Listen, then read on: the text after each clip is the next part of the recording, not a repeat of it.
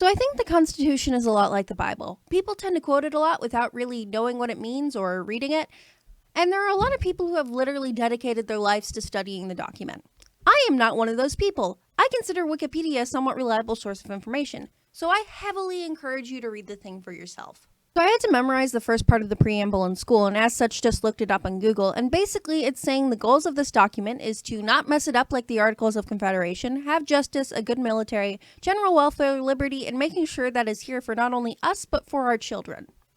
The First Amendment says, first off, that Congress doesn't get to make any laws respecting any religion or preventing you from doing the religion.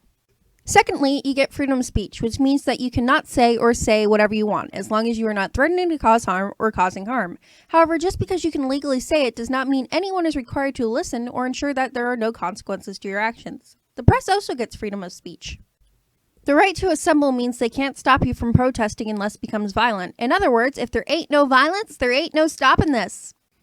And lastly, there's the right to petition. This means that we get to ask the government to do stuff for us. This was created because it used to be that if you asked the king to do stuff for you, he would cut your head off. The Second Amendment is the right to own guns. Note that this in no way prevents regulations of guns nor limitations of when you get to use them. The Third Amendment means that no American should be required to put up a soldier in their house. Like a good portion of the Constitution, this was made specifically to give the finger to England. When in doubt, assume the amendment was made to give the finger to England. The Fourth Amendment says that you have a right not to have people go through your stuff without just cause. In order to prove just cause, you need a warrant from a judge. Note that this does not apply to people on school campuses because it's not like a large portion of the population is legally required to go there. The Fifth Amendment means that you don't have to be a witness against yourself in court cases. You can do it, but why? The Sixth Amendment gives you a speedy and public trial and a jury of peers for criminal cases. Seventh means you get the same rights in some civil cases. This is an important law that actually has an interesting history to why is 300-year-old law documents so boring? The Eighth Amendment is the one that stops excessive fines, excessive bails, and cruel and unusual punishment, like locking someone in a small room for long periods of time without human contact. Wait. The Ninth Amendment is basically them saying, look, we know we probably forgot some things on here. Just for the record, these aren't the only things you're entitled to. Which is fair, considering I'm not even halfway through this thing. The 10th Amendment says that if it's not the right of the people, or the right of the federal government, it's the right of the states. I did about 15 minutes of Googling, and I'm still not confident enough to tell you what the 11th Amendment is, so next. The 12th Amendment is the thing that made the vice president not the runner-up anymore. Oh, hey, this was in Hamilton. The 13th Amendment is the one that says you can't own people. Why it took 13 amendments when they were saying this was wrong back in the 1770s? I don't know. Amendment gives equal protection under the law provided you are a U.S. citizen, and I don't think there's a lot of people who will disagree with this existing. But what's strange is this amendment was passed in 1860 because Congress wanted to try and make sure that former slaves were treated well.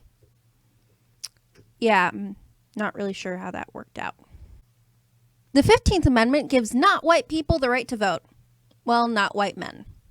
The 16th Amendment gives Congress the right to tax income. The 17th Amendment actually gives people the right to vote for senators instead of them being picked by a state legislator. I didn't know they weren't able to vote for these things before, and honestly, this is a good amendment. The 18th Amendment is the one they take your booze away.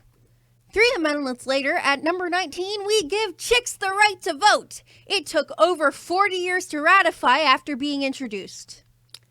Wow, government. Yay. The 20th Amendment just moves the date that the president gets into office back a few months and to tell you what to do if there's not a president-elect. Not really sure why this had to be a part of the highest law in America, but okay. The 21st Amendment is the one where they're like, hey guys, you know the no booze thing? Yeah, we messed up. And the entire nation got out their supply of bootlegged beer in order to celebrate. The 23rd Amendment gives people who live in D.C. the right to vote for president. The 24th Amendment means that you can't base someone's right to vote for a federal election off paying a poll tax or fee. Wait, that was a thing? That's messed up. The 25th Amendment is more legislation about what to do in case the president stops being president. The 26th Amendment lowers the voting age from 21 to 18. The feeling was that there were a good number of people who were being drafted and killed for a country that didn't even let them vote, so yeah, it's not that great. And the 27th Amendment prevents changes to congressmen's salaries until the next batch of people come in. Fun fact, this was proposed in the late 1700s and didn't become law until 1992. This law took longer to get through Congress than any human who has ever lived. And they wonder why people think government is slow. Done!